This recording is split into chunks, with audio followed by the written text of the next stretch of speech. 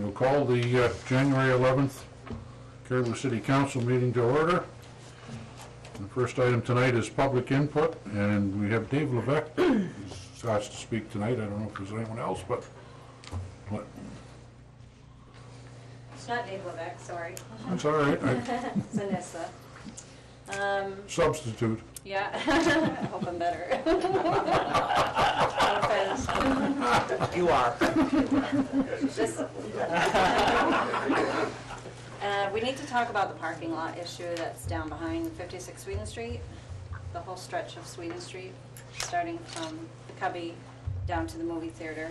The parking lot that's behind, do we bring that up now, or do we wait till the parking lot ordinance? You'd have to talk about it now, although I think we're having a public hearing on it, aren't we, in another Next week, or 2 weeks. 2 weeks, but go ahead. But, I mean, if you guys at least had the knowledge, you could definitely think about it before anything was to Yep. happen, because knowledge is power.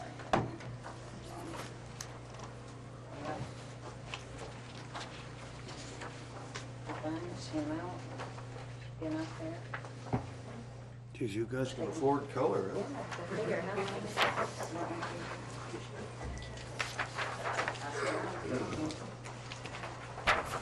Gee. Enough for everybody in the audience here if you want one. Well, it's important. Everybody get enough, the audience?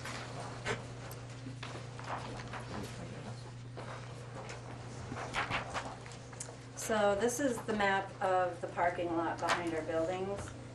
The red is currently the Hatch Drive parking lot, businesses that are tied to it. The green area in question has no overnight parking supposedly. Apparently there was a meeting decided sometime in March without our knowledge, without anybody on Sweden Street's knowledge, that the parking issue was an issue and that they were going to terminate the allowance of overnight parking. So in that green section of Hatch Drive parking, there's no overnight parking anymore. The businesses that affects, there are 7, I believe we counted 7 businesses that require, or could possibly require, overnight parking. They find that very, very necessary. One of them is my building, one of them is my neighbor's, could be the restaurant, somebody wants to leave their vehicle there overnight for a reason instead of a ticket. So we would call that an overnight as well. There are second floor residentials in 3 of the buildings. One of the buildings was just approved through the city council for double occupancy for apartments. Now they have no parking other than a quarter of a mile away. So right about where my building is halfway to 3/4 to the left. It's 56 Sweden Street, County Quikrun. So in order to walk from my building to my parking lot is a quarter of a mile. It states to park along the retaining wall. Am I confused? But I thought that retaining wall was collapsing. Okay, am I wrong? There was parts that were collapsing this year? It was the one up above. One above? Yep. Okay. So there is that issue. I feel that there's a lot of other issues, especially in the winter. I mean, I've broken my leg before. Put yourself in my position. Put a pair of boots on, it's 40 below zero. You walk from this building right here, go walk to Wardwell's to get your vehicle. There's an issue. Safety. There's employees that work nights. They leave 2, 3 in the morning. Our town is not drug-free. There's a lot of safety issues. That parking lot is not lit. There are no cameras. There are no surveillance cameras. So there's safety, danger, vehicle safety. My car has never been broken into in the parking lot below mine. We watch ours, we watch our neighbors, there's cameras. Put it over in that parking lot, might as well say goodbye. I thought that this was supposed to only be a winter ban. There's nobody here from the chief of police, is there? I mean, from the police department. They're ticketing, they're warning people and they're ticketing people. They're actually ticketing people that they haven't warned as well. So the chief of police had met with somebody and said it would only be an issue during stormy nights or when they would have to plow. we're still getting tickets. We're still getting tickets, $25 a pop. I need to know a couple of questions. I really need a couple of questions answered. I need to know, why was there a secret meeting set up where the town council and the police and Public Works were invited to determine that, but we as taxpayers were not allowed to know? Well, I don't think there was a secret meeting held. I didn't go to it. Yeah, it was really secret, because I missed it too. Okay. I mean, council has committees, and one is in charge of parking, and they are supposed to look at various issues and bring them to council if they want changes made to an ordinance or whatever. So, it's, it's not a meeting where anything can be voted on or approved or... Well, that decision was made. The decision was made at that meeting. Well, I think a recommendation was probably made. There wasn't a decision made. Well, it had to be a decision because now the chief of police is ticketing vehicles that are there overnight. So Well, I think that's always been in the ordinance, to ticket vehicles. I don't think that's changed. Okay, well, then, can we see about having that ordinance changed? Wait, excuse me for a second. We've been in that location 20 years. We've been parking vehicles down there for 20 years. And when we invested in the city of Caribou, there was parking provided for the business. All of a sudden, we get a phone call last week and it's changed. So Has there been any change to the ordinance itself as far as tickets off? Previously, the old ordinance, there was alternating nights for parking in some parking lots. What So was the it? ordinance that was changed in March. But there was tickets, Right. yeah. We had an. I think I can tell you it's probably a case of something just not being enforced. That's always been there. For 20 years. Oh, yeah. Longer than that even. I don't know. So what he's trying to say is, what all of a sudden drew the attention to, hey, we got a ticket. That's what. As I say, I don't know. I wasn't at the meeting. I'm not even aware of what Oh, was said. we just want answers. And Yeah, we really want the ordinance changed. Because out of these locations, we have so many people that would benefit being that close to the parking lot versus risk their safeties. Some of these employees, I mean, CB I'm sure will talk.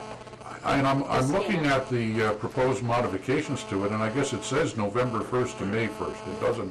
It isn't all year, is it? Currently, as it is today, it is all year. That's one of the changes we're proposing is to, Instead of having it all year, just from November 1st till May 1st.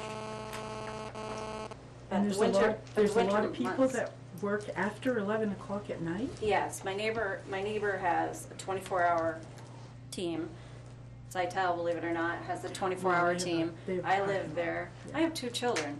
5:30 in the morning, 40 below. Okay, I'm going to get a pair of boots on. I'm going to get all dressed. I'm going to go across the street, warm up my vehicle, go a quarter of a mile across the street, warm up my vehicle for 10 or 15 minutes, come back to the house only to discover that I have to leave 2 children alone to do this. So you live right there, too? I live right there, yep, and the Now- town approved this. Now, you know that you're not going to Herschel Street. You're going in behind the mall. You're going in the parking lot in the mall. Right, which is a Okay. quarter of a mile away. Okay, because you mentioned Herschel Street. Hatch. and you're not- I meant you're to say going- Hatch. We're down Yeah, in you're Hatch. going in behind where, State Farm. State Farm and- Main yeah. Dance Academy. Yeah, that's a quarter mile away from my door. Yeah. Meanwhile, leaving children unattended in my house. There's a lot of negatives, and I just don't see, and this will be my final question, and you guys can think about it. And I'm not a fighter. I just don't see the logic in it.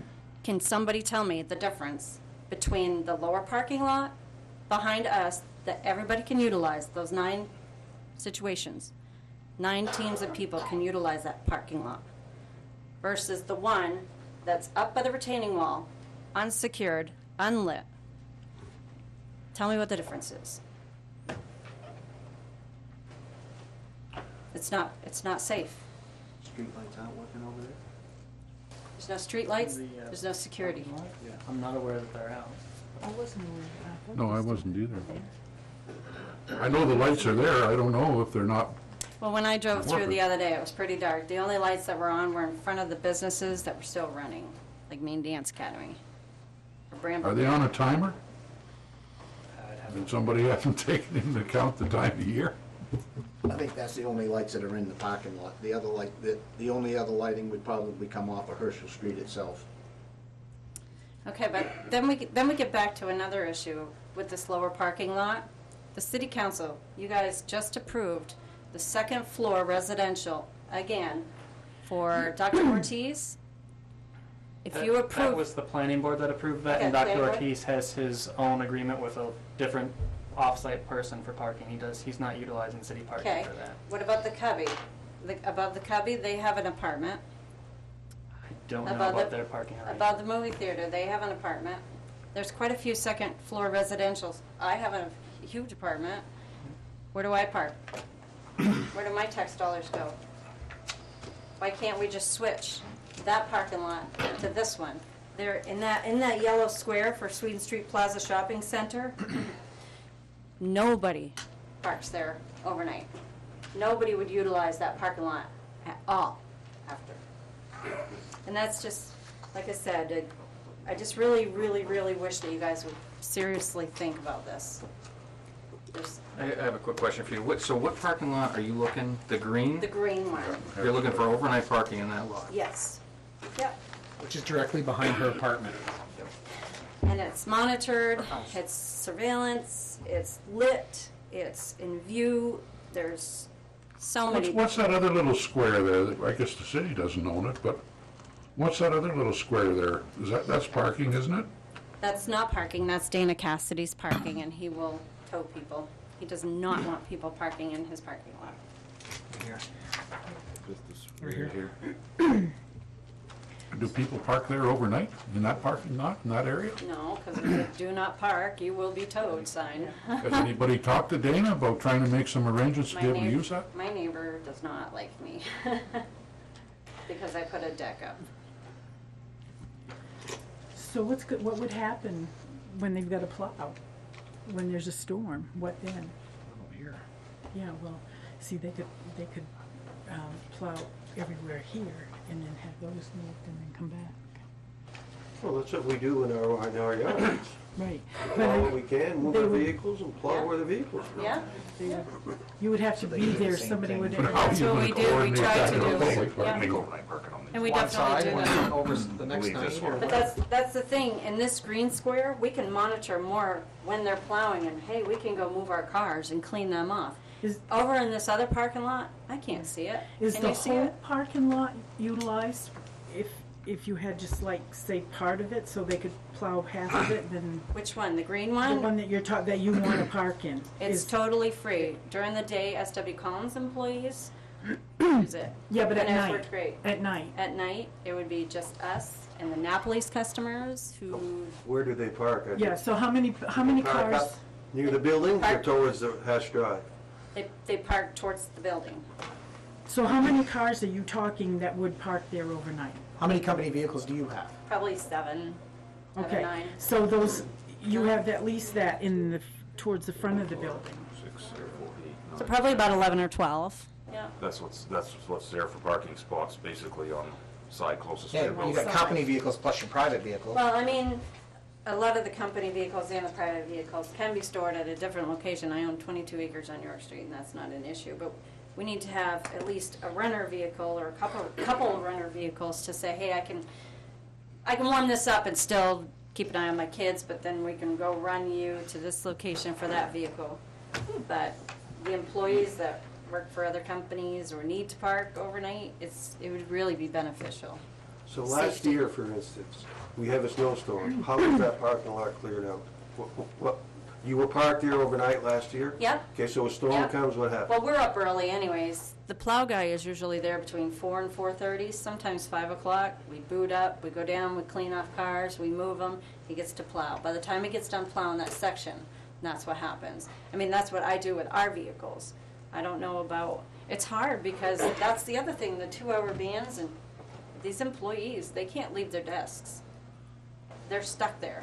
So that's another issue. No, 2 hours. we used to have cars parked in the Herschel Street parking lot all winter that we plowed around.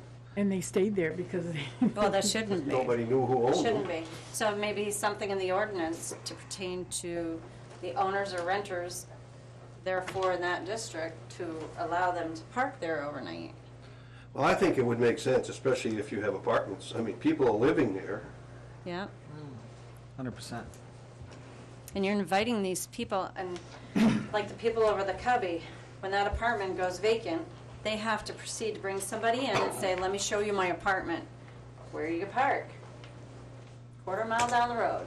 We're all set. Hauling groceries? We're all set. It's just, it's not logical, it's not safe, it's not fair, and I just don't think it's right. I think we really need to change the Well, ordinance. I think those kind of instances, there's nothing stopping somebody from pulling up there and taking all their groceries and everything out and then moving the car, if that was the case, if they was in another lot. So, I don't think anybody's looking that they're gonna park down in the other lot and carry all the groceries back. No, but, okay, but you think about it, even walking to it. 40 below, kids. Yeah, I understand. I understand totally what you're saying, and I'm, And you know. it's, I really, really, really hope you think about it and keep us in the light. My piece.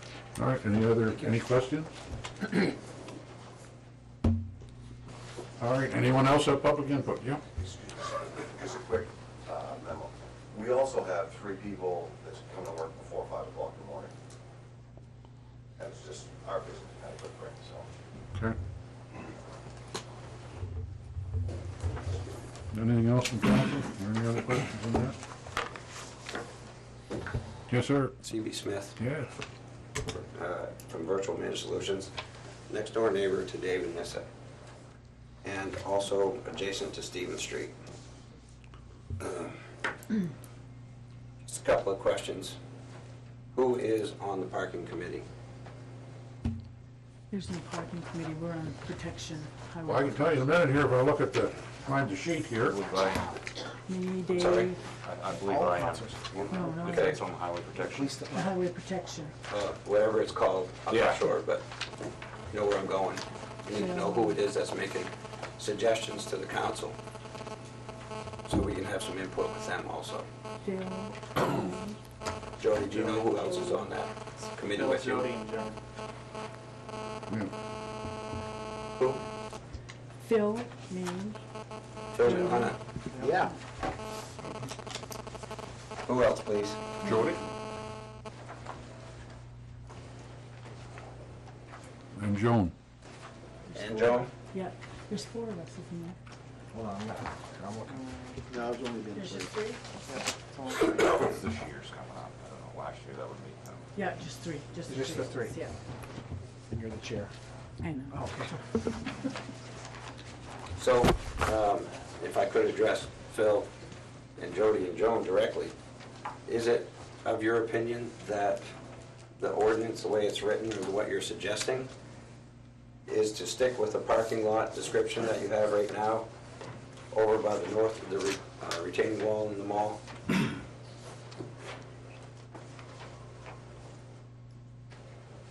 Is that your intent, or is that your opinion, that it should be that way? It's been like that, Okay, okay? for how long, please? Oh. I don't know, approximately a year maybe, if that long? March is when it was changed. Huh? March. March of Yeah. 2015, that's right. I Yeah. saw those notes in the ordinance myself.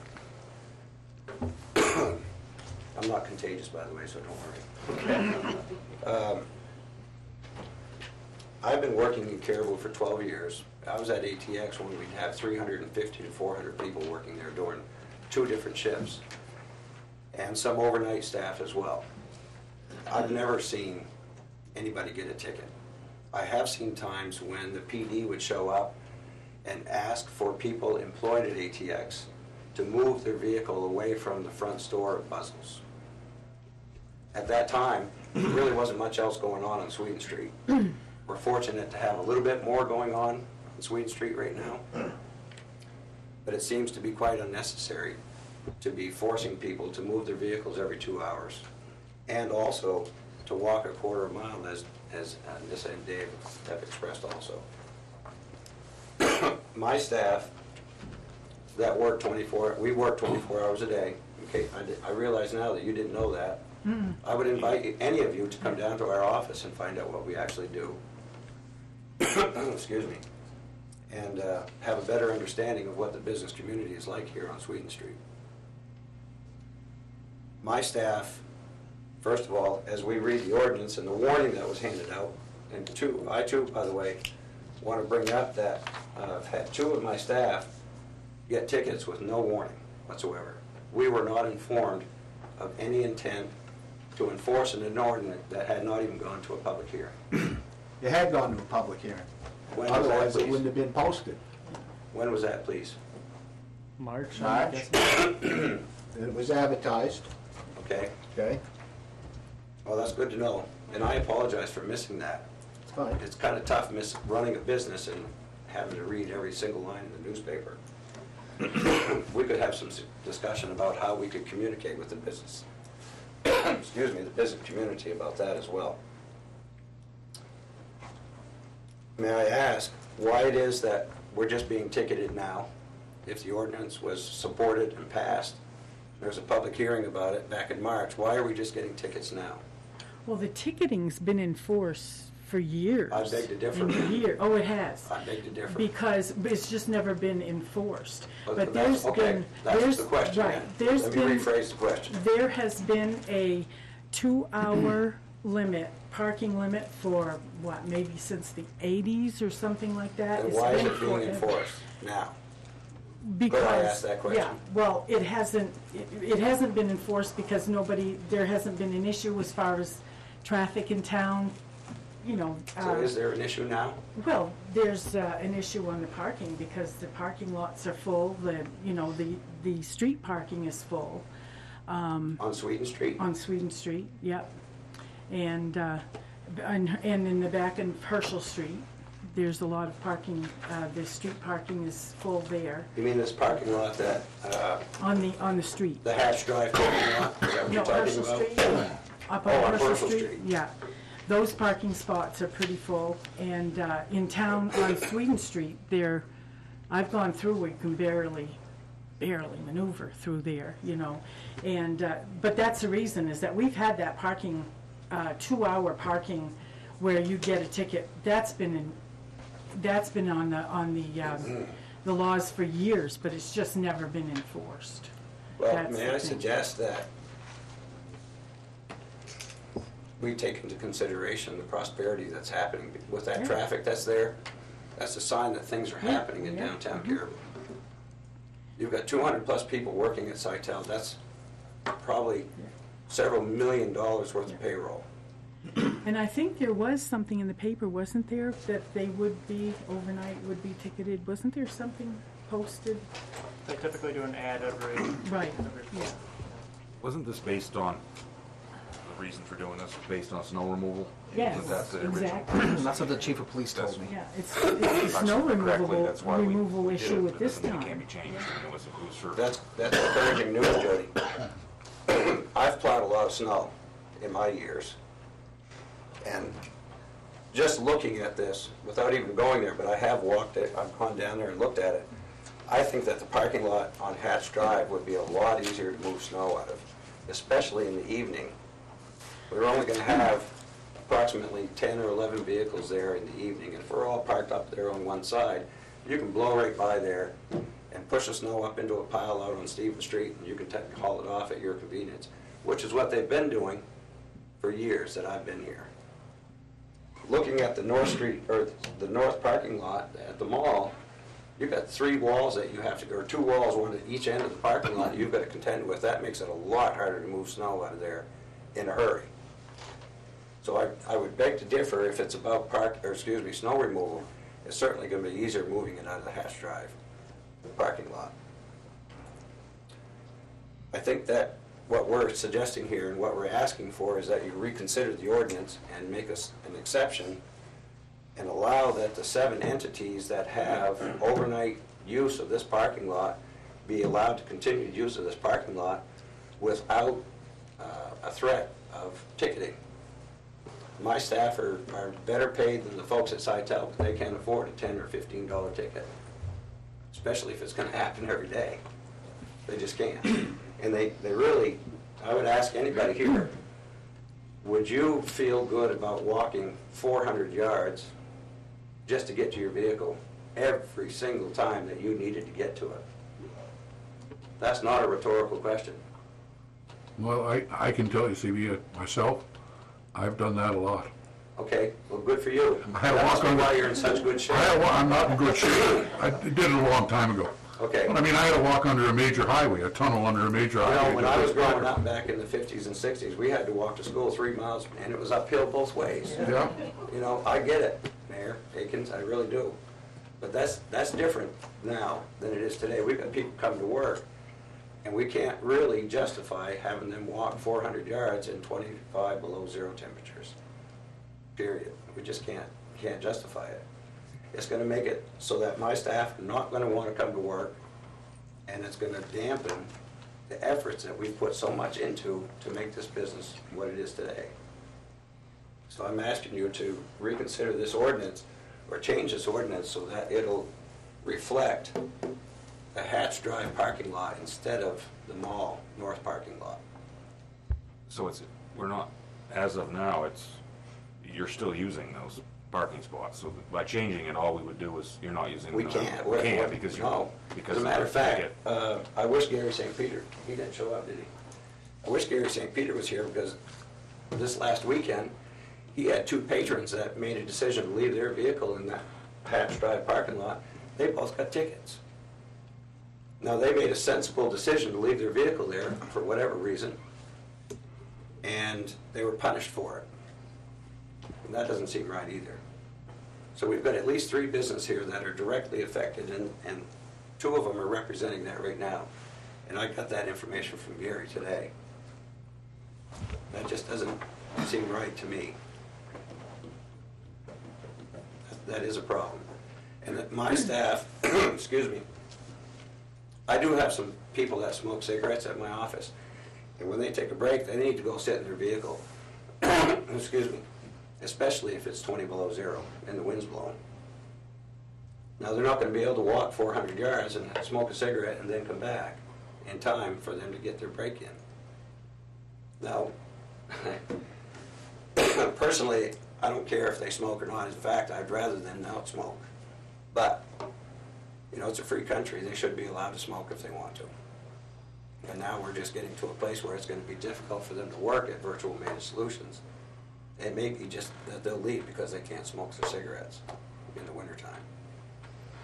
On another part of this that I've seen in the warning that's come out, it sounds like we're going to be enforcing the 2-hour parking limit. And I really encourage you to rethink that. I understand that Sweeten Street is busier now than I've ever seen it, except when ATX was in full swing. But it's not any worse than when ATX was in full swing. It just isn't. There's a big, prosperous movement that's happening, and we should be enjoying that instead of putting a damper on it. If we start forcing people that work in Sweeten Street to get out and have to move their vehicles every 2 hours, it's very counterproductive. Now, I've only got 4 spaces directly in front of my office, and then between Napoli's customers, Dr. Ortiz, some of David Nissa's staff, and my staff, we pretty much fill Stevens Street. If you go by Hatch Drive parking lot during the daytime, you'll see that it's pretty full. Most of those people are Napoli's patrons and S.W. Collins. We wouldn't have any place else to park if it wasn't for Stevens Street and the 4 slots in front of my office. We don't have enough room as it stands right now. We just added 4 people this week. And most of you here know that we've been working towards this magic number of 100 employees. What are we going to do? If I'm at 50 people and I'm close to that, I can't send them all outside every 2 hours to move their car. I just can't. What are we going to do? I'm asking you to come up with a solution here. And I'm willing to work with you, but I mean, a 2-hour time limit in a business environment is just not, it's not going to work. We don't have that much downtown traffic for shopping.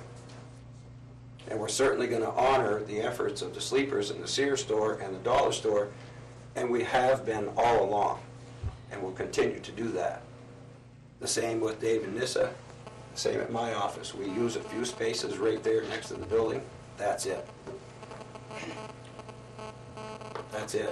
We're going to have to move farther this way towards the post office as we add population, because that's the only parking left for us. Please don't take it away from us. It'll hinder the operation dramatically. All right, any questions for Mr. Smith?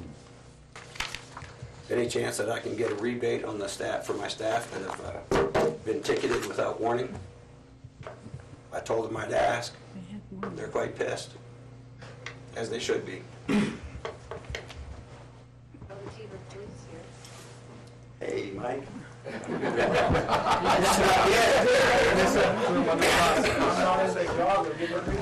late than never, Mike, you got here. I didn't even hear you. You're good.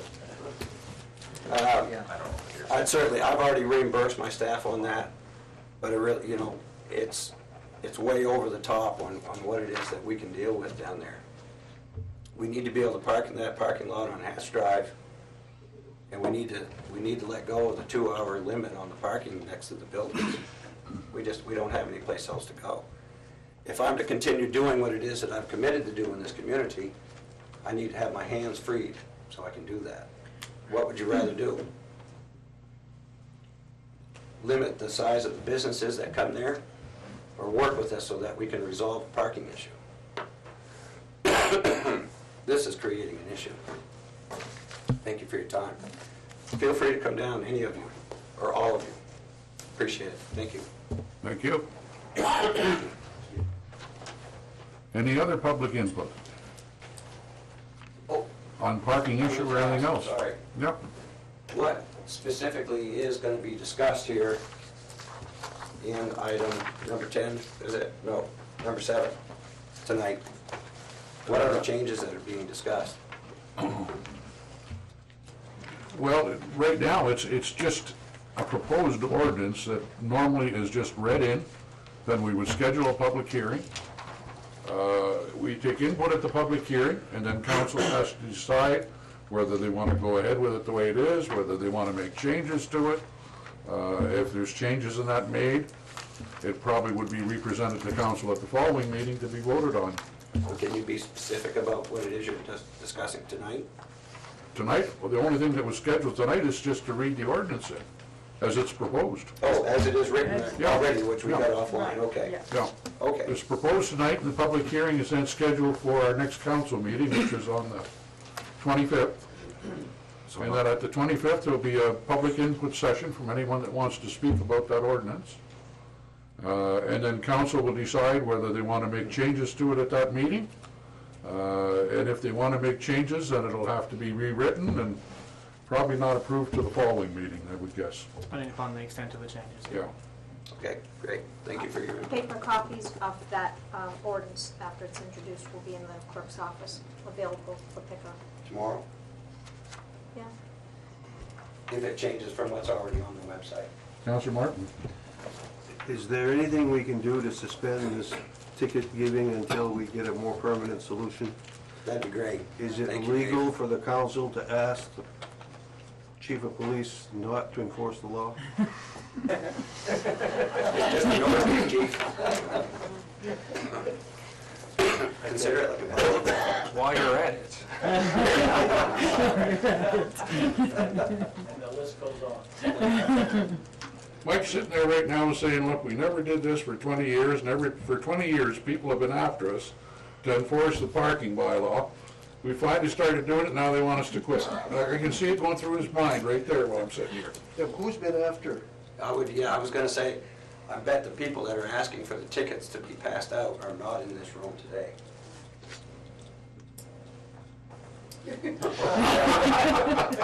I'm not even gonna look around. They would've said something already. The intent was when If the council wants a suspension of that ordinance, that's driveway. That is. As Dave has to plow around all the cars, and Or that's not the issue. plowed. Right. Or not plow, Or yeah. not plow, yeah. And that is the other thing, you know, if we do this, I hope to goodness that we're not gonna have people calling and complaining about my car's plowed in, I can't get it out, or the parking lot's not plowed, I can't get out of the parking lot, and on and on and on. That truly is a concern of mine, because, It is. you know, so far this year probably wouldn't have been a problem, but, you know, if you get 12, 14 inches of snow, well, then it's a little different. So what would be the difference between that thinking? What's the difference between the Hess Drive parking lot and the North Mall parking lot? There really isn't. No. I wouldn't have a problem. Actually, there is. Well, no, It's- there's no difference as far as Parking. parking. I wouldn't care if you park, I wouldn't The mind plow driver's changing gonna it. have a harder time plowing that But North there's Mall gonna parking have to lot. be something that we're gonna have to decide here, that if you don't move your car, it's gonna get plowed in, and then you're gonna have to shovel it out yourself. I'm good Or with that. something like that. We're all you know. good with We're that. That's gonna the way have it's to do been. something. Well, like you're that. good with that, but some of the tenants and some of the buildings may not be too good with that, I don't know. We're okay. Same thing with, you know, we battle in the front and all that. Yeah. We've done it for 20 years. And in my take, it's been 12 years or 7 years at this particular parking lot. We haven't had an issue. We'd much rather have it stay like that. And then we can just go to work and work and then go home. And not have to spend an extra half hour walking back and forth to our vehicle each day. You may have to spend an extra half hour shoveling out That's your fine. car. That is fine. We can do that. As long as the snowplow driver does not pile it up in front of somebody's vehicle on purpose, Yeah. just to make a point. I'd like to make a motion that we suspend It's not an enforcement. agenda item, it's just a public input. You have to do it under other business. Yeah, it'll have to be done at the end of the Yeah. agenda. I'll propose that under other business. Thank you very much. I'm gonna Appreciate second it. Thank you. Thank you. Any other public input? On any other topics? All right, declaration of conflicts of interest from the city council regarding any agenda items. No. Consider authorizing the minutes of the following meetings: December 14th, 2015 council meeting, and the January 4th, 2016 organizational council meeting. Second. Did you get that? Was it Councilor McDonough? I thought? I think it was Councilor McDonough. Smith? All those in favor? Approved. Consent agenda, December 2015 library report, December 2015 police department report, December 2015 fire department report, the 2015 annual fire department report, and council committee appointments. I'll make one comment on the council committee appointments. If any of the councilors would like to serve on one of the other committees as well or something, just let me know and we'll adjust that.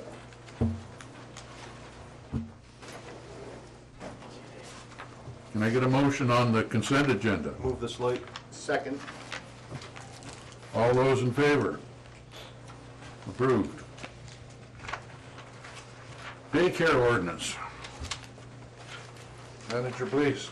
Planning Board is requesting the City Council adopt changes to the daycare ordinance as presented on the next pages. The Planning Board has spent a fair amount of time looking at the topic and is recommending these changes to streamline the process and to not add to the stringent requirements already in place by the state. The ordinance is on the following pages. The ordinance was introduced at the last meeting in December, advertised for a public hearing tonight. The public hearing needs to be held, and after that, the council may act on the ordinance.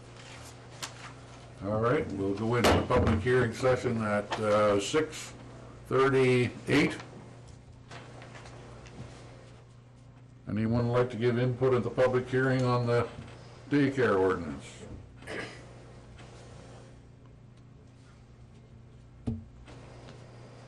Any counselors? Anything on the daycare ordinance? Another quick public hearing. Public hearing closed at 6:39. A move to accept the daycare ordinance as presented. Second. Any other questions or comments? All those in favor? Passed. Change of zoning request. We've received a request to change the zoning of map 32 lot 175 from the C2 zone to an R1 zone. When the last zoning map was created, the lot in question was zoned as residential. In 2009, the property owners requested the planning board to rezone that from residential to commercial, as they felt it would have a better chance to sell the property if it was zoned commercial. The planning board recommended the change to the council in the summer of '09, and it was changed at that point in time. Since then, they've not been able to sell the property. Now they're asking for the zoning to be changed back to an R1.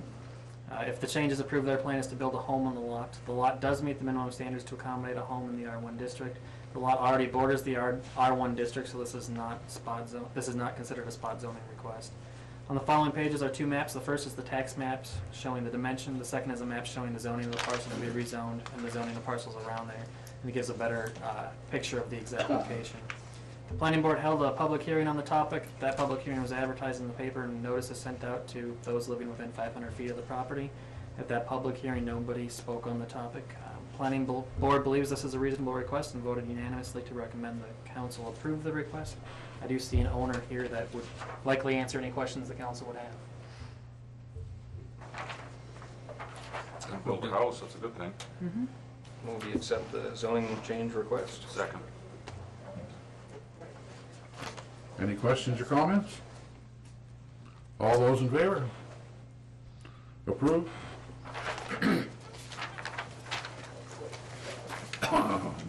Next item, parking law ordinance. So on the next page is proposed modifications to the parking ordinance. It has two sections. Section 1 deals with parking lots and has three main changes. The first change clarifies there's no overnight parking in the city-owned lots from November 1st to May 1st. This matches the current overnight parking ban on the city streets. The second change will remove the reference to the alebear lot since that's no longer a public parking lot. The third change clarifies that no tractor-trailer trucks are allowed to park in municipal parking lots, but trucks like delivery trucks would be allowed to park there. Section 2 deals with the parking on streets, and we move that ban up to 11 p.m. from midnight. The police chief, public works director, and myself have all discussed these changes. It's preferable to have the parking restrictions in place starting the same time of day rather than having the streets be different from the parking lots be different from the streets. For public works department to plow the snow, it's better for them to have the restrictions start at 11 p.m. rather than midnight, but they could work with whatever the council were to decide. The proposed ordinance could be introduced tonight. If it is introduced, we would schedule a public hearing for our next meeting. I'll introduce the, Hang on one second, Jody. I mean, I'll just ask the obvious question. Do we want to introduce the notice tonight, or do we want to have further discussion on it before it's introduced? 6 of one, half dozen of the other. I'd recommend having it introduced so you have a baseline of something to work with, Okay. I guess. All right. And then we can make changes after it's introduced? Yeah. Okay. And depending upon the scope of changes, we may have to have a second public hearing. All right. so we can, if I introduce this, we have to introduce it the way it is without any changes. Council could modify it tonight if they so I don't chose. think we're prepared to start modifying. We've got to modify this now. So I'll introduce the ordinance as ordinance number 2, 2016 series.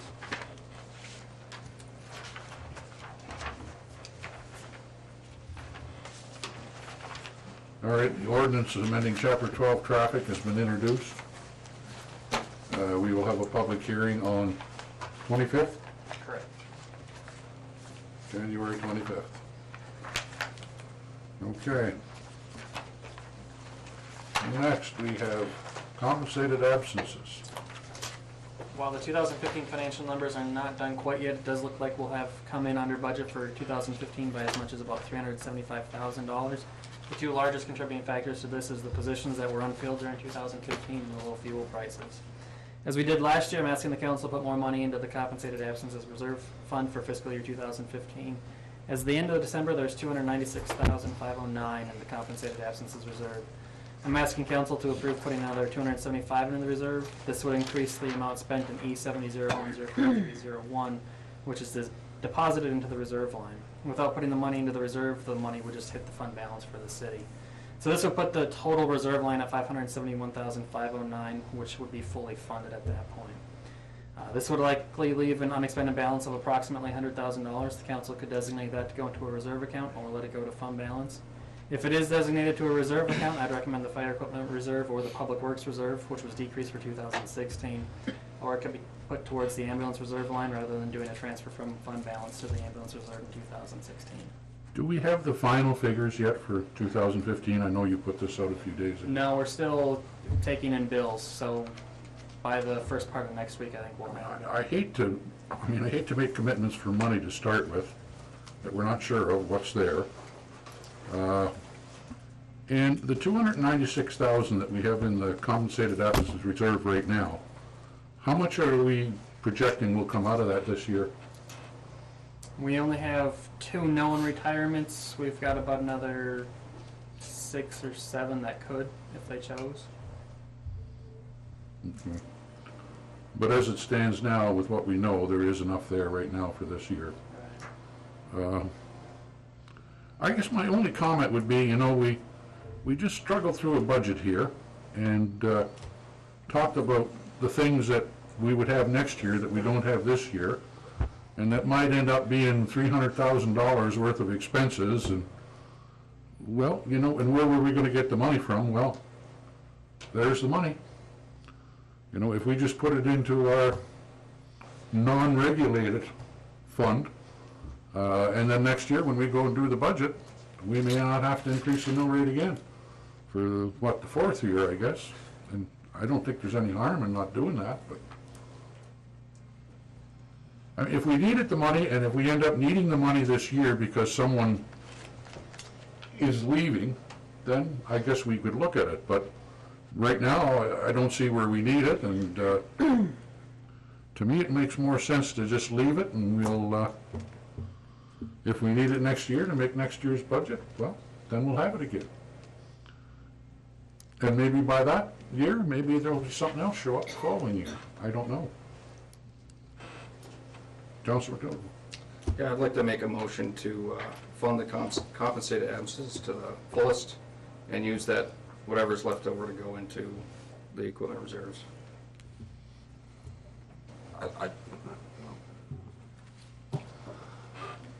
Do we have a seconder?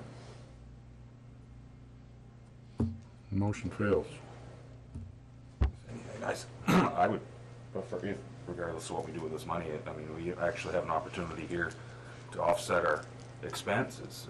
Potentially, we always say that we can't increase our spending, but we can reduce it. Some of this money could go to potentially reduce the mill for the coming year. Potentially? We talked $129,000 as 3/10 of a mill. We could. Until we get into the budget, we won't know. We won't know that, but. Yeah, but how would we reduce that? Well, we can reduce our expense side, can't we? At any time. We can't increase, but we always say that we can reduce at any time. Yeah. So potentially some of that money could reduce the mill. Or reduce our expenses, therefore reducing the mill. We have to use these funds for next year's budget, Anyway, I have some concerns about next year because, we've said about all the things that are going to come up next year. $65,000 into the public works capital expense, and additional money into the fire department has gone up from the 60 to 75, and I don't know, Austin, you had a listing of $200,000, and you said, and then if health insurance goes up, and if this goes up and that goes up, we could be looking at 300,000 plus. Well, there's 375,000, if that's the right number. We don't know that for sure either. But in that neighborhood, I just think you'd be better off just to set that aside for, in our unplanned money, and if we decide we want to use it next year for that, fine. If we see where depending on what happens with compensated absences and how we're going to handle that, which I know has to be discussed, maybe we will need to put some of it in there. I don't know. I would make a motion at this time to leave it in the undesignated fund or wherever, and until. Where is it now? It's just That's where it is It'll right now. all fall to fund balance. It'll all fall Fund balance or wherever, yeah. at the end of the year here. It's money that we aren't spending this year. Right. So it's. Just leave as is. Second. Councilor Terrio and Councilor Martin, did we put it into the, what's the correct term? Unplanned, Undesignated fund balance. Undesignated, that's it. And it can be used for anything at any time. Yeah, then we can make the decision later. Yeah, I'll agree with that. All those in favor? Opposed? 5 to 1, Mr. McDougall opposed.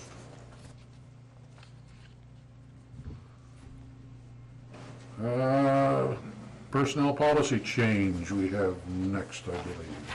I've been approached by a few employees that have expressed interest in having their vacation and sick banks paid out today rather than waiting for retirement. Current policy states the banks will be paid out at retirement. If we were to pay out today, we could save money versus waiting a few more years. It would also allow the employees to put the money into their own retirement accounts and potentially see better returns by having it invested there.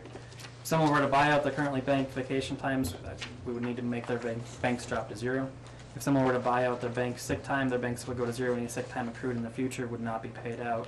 In that case, they do run the risk of not having paid time off available to them if they become sick or injured.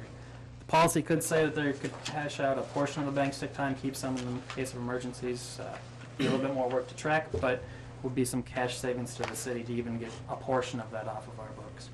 So the proposed ordinance on the following pages reflects the changes that would be necessary to allow this to be done. Council could introduce the ordinance tonight and schedule a public hearing. Before we introduce that, I would like to schedule a personnel committee meeting and discuss this, Okay. okay? Before it goes to the public hearing. There's no harm in introducing it, but And could you have the potential cost out? How many, is it 3, 5? How many employees are you talking right now? I've been approached by 2 at the present, but I know there's a few others that have. This is all non-union, right? It has to be. Right. Okay. Is there any So do we reason wanna- why we can't schedule a public hearing? just Or a committee? Right, because we're in all, between. do we need to do that? Can we Yeah, I do it would right like to now? do it so we can sit and talk collectively and not waste everybody's time. And if they all want to come, then we come back to the, executive session. to the committee. No. No, No. it's not. No. Can't do it that way.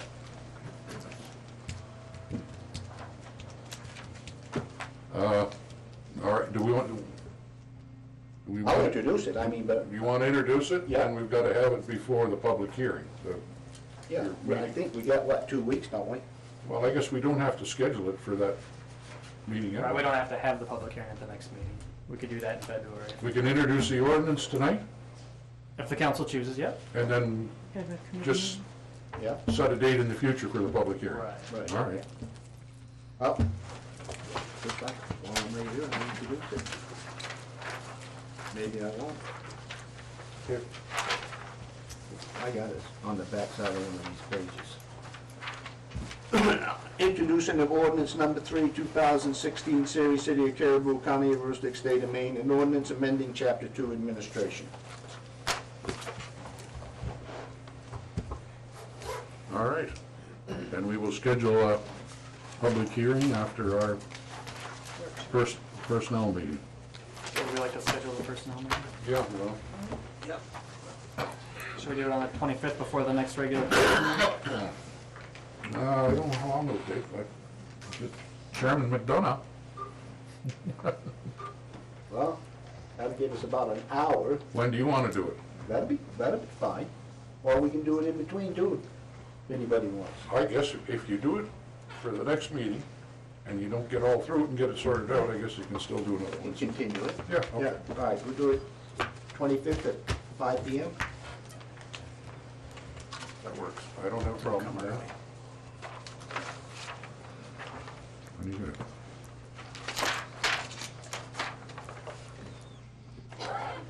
And all council members are on the personnel committee, so. All right. PDT Architects.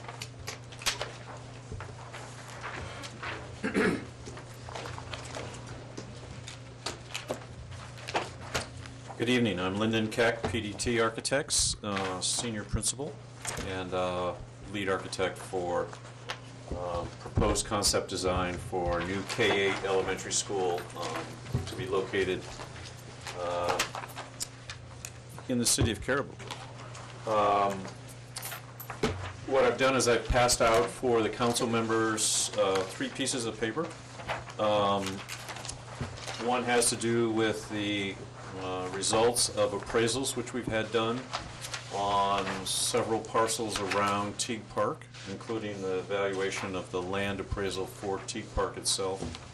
The second is a drawing that the council has seen before, which is site test fit number 3. And then the third is a draft letter that we would like to request from the council that would be sent to the Bureau of Parks and Lands, who's responsible for administering the National Park Service 6F grant system. And that presently there are 6F deed restrictions on Teague Park as well as on portions of Teague Park Elementary School. So I'd like to sort of bring the council up to speed on what's happened since the last time we presented to the council. We've had 2 more meetings with the Department of Education. Those have been primarily around space allocation meetings to determine what are the spaces that are going to go into the new school and how much square footage the Department of Education is willing to participate in for the school. Presently, the Department of Education is thinking that this will be a 750 student school and that they are willing to approve a space allocation permit for 150 square feet per student for the 750 students. I think the Department of Education has been very generous in evaluating the requests that we've had for space allocation. And as a result of the final meeting, we're really ready to start preliminary designs for the elementary school. So we're anxious to get started on that. We do have a meeting scheduled for tomorrow night, which is a straw poll. It's going to be held at the Caribou Performing Arts Center. And all citizens of Caribou are welcome and encouraged to come out and attend that. At that time, we'll be explaining the site selection process that we went through, the sites that we looked at, and why our firm recommended to RSU 39 the site under consideration, which is a combination of the middle school site, Teague Park Elementary School, the land owned by the city for the pool. And then also we'll talk about and explain to the public our proposal to move Teague Park from its present location over to the learning school land. Will you be showing the proposals for the other sites as well, or just this one at that meeting? We're going to show this, but we'll have them as backup. So if people want to see the test fits that we did at Hilltop and the test fits we did at the high school. So if members of the public ask for that, we can show that. We will show the overall plan that showed all 6 sites that were looked at. And we'll also have the scorecard. Well, I mean the ones though that are, you know, I've seen one like this for the high school, and I've seen one like this for Hilltop. Right. That's what I'm referring to. Right. We'll have those. We'll have those. But you're not planning on showing them unless someone asks? Unless somebody really asks for it. That isn't much of a straw poll, is it? Well, I hope so. Just a question. Yeah. No, certainly we'll, well, it's a good point about how does the straw poll work. Basically, we'll present how we did the site search. Yeah. We'll present the overall view of the project. There'll probably be a lot of people in attendance that will not be familiar with what this project is, how it's going to be funded. And we'll explain the site that we've recommended to RSU 39 and the different components that are involved with that. The public then will have an opportunity to talk about anything they want to about the project. They don't have to just talk about the site. They'll also have an opportunity to ask us questions. So we'll go through a question and answer period before we actually pose the question. And the question really is, how many people in the audience support this site as a site for the new elementary school? And then the second half of the question is, how many people do not support this site? So if you only got a handful of people there, you're gonna base your decision on straw poll? No. This does come up for a regular vote at some time, doesn't it? It comes up for a referendum vote. Yeah. Where all the taxpayers in all 3 towns get to vote on the project. And But that is going to be either November or the following June 2017. Is that referendum? Is that going to be like this straw poll that, do you support Teague Park site, or do you not support the Teague Park site? Is that what the referendum would be too? No, the referendum usually has got detailed drawings for the site, for the floor plan, has a detailed budget, shows exactly what the tax impact is for any taxpayer in any of the 3 towns, and would contain a schedule. So it's a complete package. When they go to the referendum, they really know what the impact is on their taxes. But it's still just based on the one site. It's based on one design, that's right, one site, one design. So when they go in there, they're not given a choice of voting on 3 different sites with 3 different designs and 3 different budgets. So just out of curiosity, I mean, I don't think it would happen, but what if tomorrow night at your straw poll, the majority don't vote for this Teague Park site? What would happen? We'd probably go back to the drawing board and first of all, we'd ask the audience why. We tried to find out while they're there why they didn't support the site, what sites they thought were were better sites. And then obviously the building committee would have to go back to the drawing board and say, well, we need to find ways to reach out to the community to gather more information. We did have a public meeting earlier in the fall, and at that time we did share the site with the public, and we had a pretty good turnout. We had about 80 people, and the vast majority of those people did support the site. So we're hopeful. Now, the meeting tomorrow night, are you also going to go to Limestone and do the same thing? No, there's one meeting. This is one meeting, but it's been advertised for Limestone and, yeah, okay. Exactly. Yeah, all 3 communities it was advertised. Yeah. I don't know how many will show up, but I just... Yeah.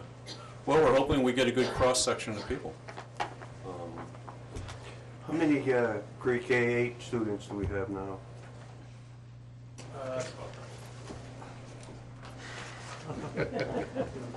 About 789, 789. It's a little over 780. So you're proposing that we're going to keep losing students?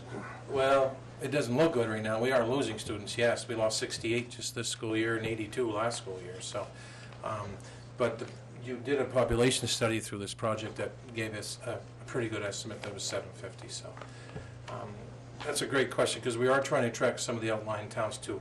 That once this is built, we probably think they may want to come to school there, because they're losing enrollment too. So, but it's just getting them to cooperate and look at consolidation that way. It's been tough. So this baby boom they're having at Cary, it's all out of town people? We'll take all the kids we can get in Aroostook County right now. So this just is for Caribou students? Correct. Right now, the way we built is just for Caribou students, yes. But the state would like us to encourage the consolidation, but I have to get a letter stating that right now, that a neighboring town would come to the school and they would build it to accommodate that population. So if they don't today, and 2 years from now they do, we have to put an addition on it? Is that the... Well, actually 5 years from now, if we had to put an addition on Or do we it. bring in the portable classrooms? Well, it's a good point, because it wouldn't be a state cost, then it'd be the RSU. Yeah. Yeah. Is your design set up so that we could expand? Yeah, we haven't done a design yet, but it will have to show how expansion occurs. The State Board of Education will not approve a site or a building plan that doesn't allow for future expansion. And to Superintendent Doak's point, a enrollment study projection was done by Planning Decisions. They did a 10-year look-forward projection, and you're actually, I think, 10 years out, you're going to have roughly 723 students. The Department of Education, I think, has agreed to allow that to be 750. But still cutting it close, though, aren't they? Yeah, and I'll just, and I can't speak for the state of Maine, they have to defend themselves. But what I've heard them say numerous times over and over again in these situations is that they do not want to overbuild. Politicians get very sensitive. Some school buildings have been built in the past with people thinking they were going to have a lot of population, and that population didn't show up, and so that made the politicians upset that money had been spent building schools that were too big. And we're a relatively poor state, and so they're trying to make their dollars go as far as possible. So they rely on these 10-year enrollment projections. Sure. So I gotta go back to one of my earlier questions then. I got two here. First, what they'll fund for space allocation, is that the building only? When I mentioned 150 square Yeah. feet per student, that's building only. Okay, so now the ball fields and all that stuff like that, that's in addition too, right? Yes, Okay. Are they gonna fund all those? yes, that's what I, All of them? well, what's all? I guess the question is, from the school board standpoint, have they, when they've looked at this, have they requested additional items that would not be funded by the state? Has, Yes. That's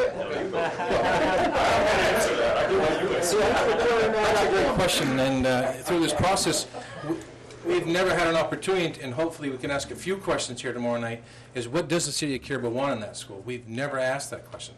Do you want a larger gym? That may be an extra cost of the tax. We've built this school right now to have no tax increase. But, you know, would you prefer 2 art rooms instead of 1? Do you prefer? No. No, I'm just saying, but No, well, I think those are the answers that I'm looking for. yeah. So the current project is based on a no tax increase, correct? Right now, our 150 is a no tax increase. And that will include all the That elements would of... include tearing down all the buildings, ball fields, the rec moving over for the town's facilities, our school, to fit 750 kids with an innovation lab, a full-size clinic, 2 gyms, well, it's like a gym and a half. It's like a gym and then a multi-purpose gym for younger kids to use for recess when it's cold, good-sized cafeteria, 4 classrooms each grade level. You're going to have a great, beautiful school. Yeah, and right now at no tax, unless the people feel they need more, and, you know, I don't think so. I think we've got a great school there, so. I guess that was the thing, I don't want to see it overbuilt either, you know? So I think some of the questions you're asking us are decisions that haven't been made yet. But when I talked about the 150, that's what Superintendent Doak was talking about. We feel we've got a good program. But there may be other people in the community that want to advocate for other things. And anybody can get up and say they don't agree, and other people can get up and say they would like to advocate for 3 art rooms instead of 1 art room. Well, let's just talk about that scenario. Let's say that somebody gets up and says, this is what we'd like. How do you do that in the referendum then? You don't. The building committee is going to have to make decisions before the referendum, because the building committee has to make recommendations to the Department of Education to say, this is the building that we want to build, and this is... So how do you know whether to include anything that people have said, we'd like to see this, we'd like to see... The building committee over the next several months is going to have to take under consideration any requests. If there seems to be a groundswell of support to build, I'll do something ridiculous. Yeah. A groundswell of support to build a Observatory. Again, I mean, how do you know that without having a referendum? Well, Really? but you don't. But the referendum isn't a Chinese menu. It's not an opportunity to pick and choose the Well, I things you know want that, in the that's why I building. was asking how the referendum would work. that's- And do you include things that people have asked for or not? They're going to propose something that they think will pass. Right, So exactly. if 3 people ask for an observatory, no, it's not going to be in there. That's why it's strong. That's why we have. Yeah, that's why we do the straw vote. We'll also be doing another straw. We'll be doing more straw votes in as our design gets developed. We'll also be doing more public meetings as the design gets developed. So the thing I would like to see happen is I would like to see everybody encourage as many people as possible to come out to these public meetings, because this is an opportunity for people to provide input, to say, yes, I like this, or no, I want something more, or wait a minute, I don't feel good about this because I think it's too big or too expensive. But Lyndon, I don't expect Caribou is any different than probably any other place where you worked on these projects. You don't get the people to come out, but then after it's done, then it's, well, why did they bother doing this, or why did they do that? Oh, you mean after it's built? Yeah. Oh, well, You know, that's the way it works. well, but it's, you know, I saw democracy in action here earlier tonight, right? With people, you try as hard as you can to get the public to come out and participate in public hearings. And we're going to try as hard as we can to try and get the public to come out and participate.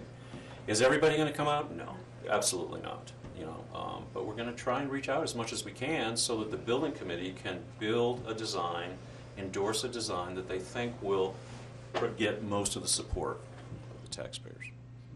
you have to remember that the way the public looks at this, if I don't come out, then I can complain about it and say they screwed it up. If I was there, it's harder for me to do that. That's why you hire an architect, so you can blame the architect. If we do get to the point where the community feels there's extra, that, let's say they want a bigger gymnasium than what we have in the specs, we can receive private funding, we can receive civic organizations to pay for that also. It doesn't necessarily have to come from just the taxpayer alone, so. And that's something we learned just recently that we could do that, so. And most towns want a bigger gym, but we feel with 2 gyms in the state accepting 2 of those gyms that we don't need to build a bigger gym, so. I'm just going to say, if it was out at the high school, if you build it out there, you could just walk across the parking lot to the bigger gym. Yeah, that's a real big gym. That's almost too big for what the elementary would need, so yeah, for sure. But, and as far as extension or building bigger later on, in case people want to consolidate, we have to, by law, have something in the specs that shows that, and we're thinking going up instead of out because of the space that we have. So the second floor we built to withstand a third floor while we're there, but that's Lyndon's department, not mine, so. So I want to go into a little detail on the appraisals that we got. We did have appraisals done over the last month and a half.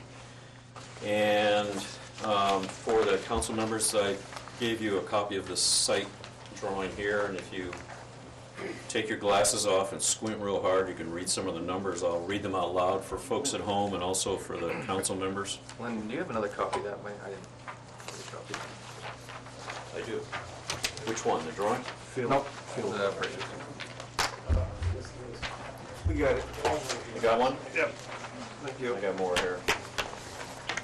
That's right. Oh, yeah.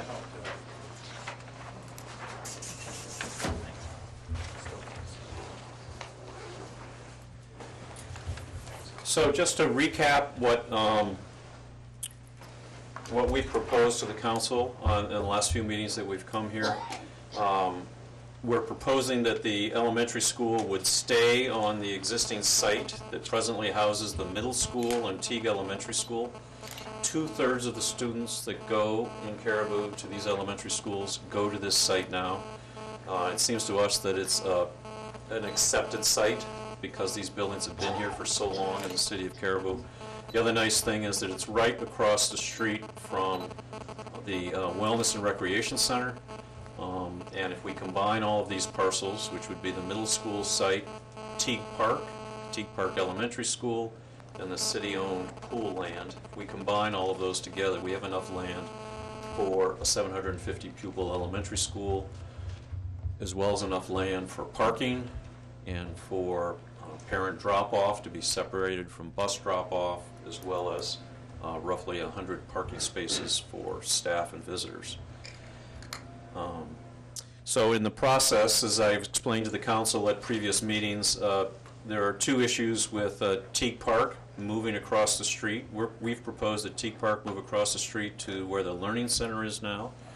One is that the council actually, the lawyers have determined that the council actually owns Teague Park in fee simple. It was a gift given to the city.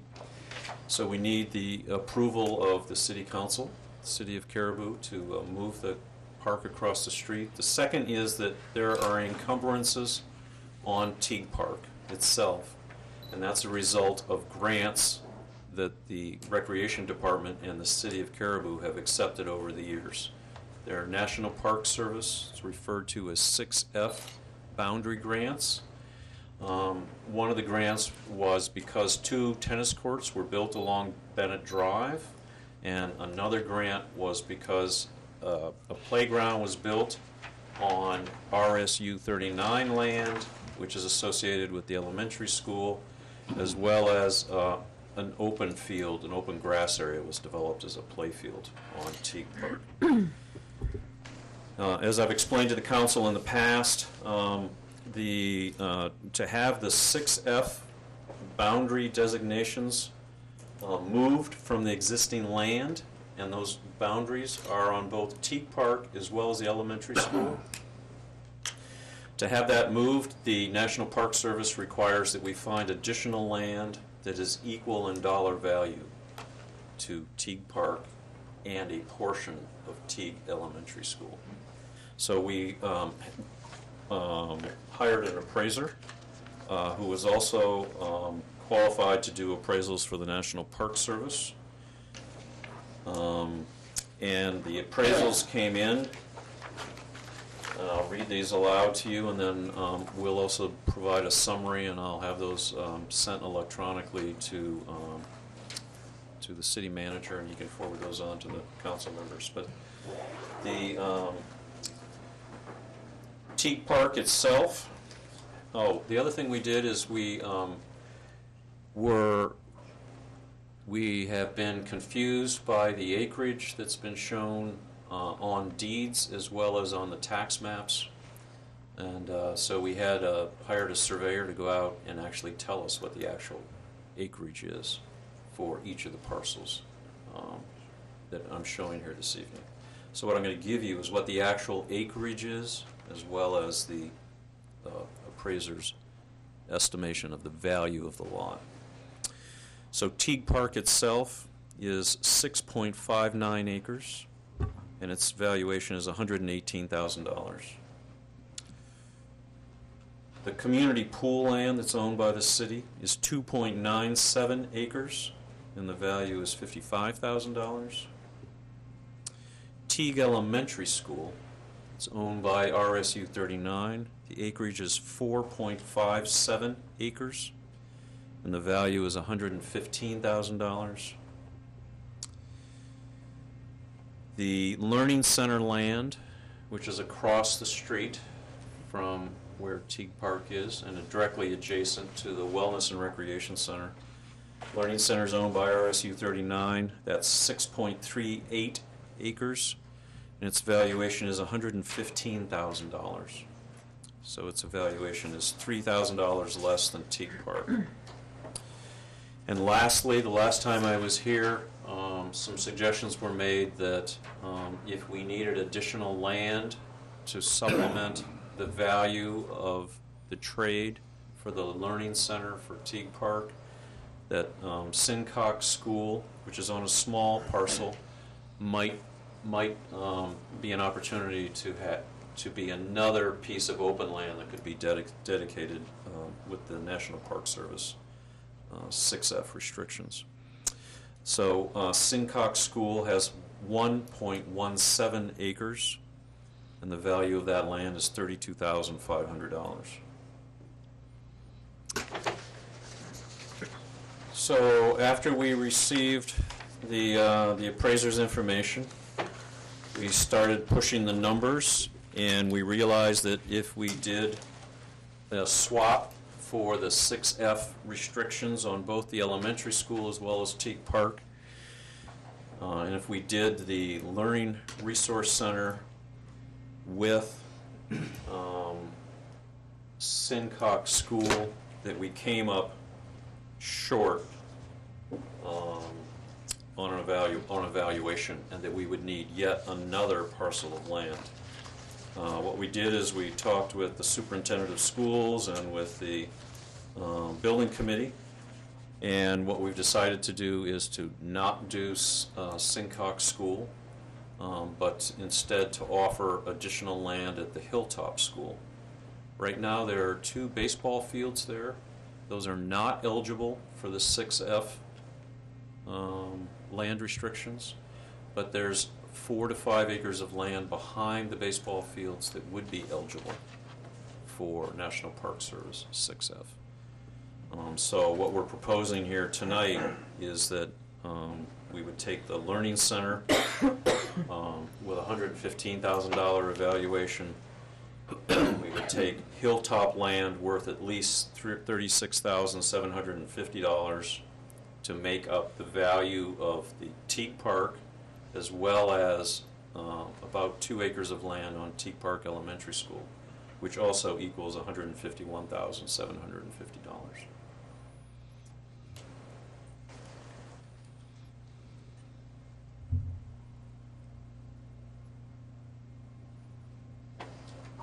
So it would be a portion of Hilltop, Linda. It would be a portion. Exactly. Wouldn't be all of that. That's right. It would be the portion behind the 2 baseball Probably wouldn't be fields. enough to put 2 more ball fields on. It should be big enough to put 2 more fields on. Sure. Well, you have the land valued at, if I read this right, 18 to 25,000 an acre. And you only have to make up how much there? 36,000, so you're only We have looking to at make up 33,750. You're only looking at We a haven't couple had, acres. right, but what we did is we have not had Hilltop appraised, so we have to go have Hilltop land appraised. We don't know what it's going to appraise at, but it seems to us it wants to be a piece of land that's large enough, it's really usable for at least one field, maybe two fields. We can exceed the exchange, so if the existing value is $151,750, we can demonstrate to the National Park Service that we're going to be contributing land that's worth $170,000. So we can exceed the $151,000. Gary, Yes, sir. who mows behind the Little League fields now? Currently, the RSU does. Okay. And it's just basically mowed as it's not being utilized at all. Yeah. What would the RSU do with Hilltop School? The new learning center. Oh, yeah, that was talking Well, about. all along, I would prefer to either offer it back to the town, or if the town doesn't want it, sell it outright to a private contractor. I'd like to get our RSU in 2 buildings here in Caribou to save even additional money. Again, you'd have Sincock right now, Hilltop, Middle School, Learning Center, and Teague would all be wiped off the... Yeah, the Learning Center could be at the high school. Could be, but we looked at it, we continue to look at it. There's going to be a lot of renovation in there. We spent considerable money renovating the Learning Center, Yeah. from what I looked at here, and to spend comparable dollars up top, you could, but it's going to cost some money. Yeah. All right. That would be one piece. The superintendent's office is not funded by the state, so if we would put a superintendent's office or an office into the new school, that would be locally funded also. So we have to look at either the Hilltop or another space in town, maybe for the superintendent. But you have the technology, adult ed, and the superintendent's office in the Learning Center, so. We'll almost have the second floor of City Hall empty here before long. There you go.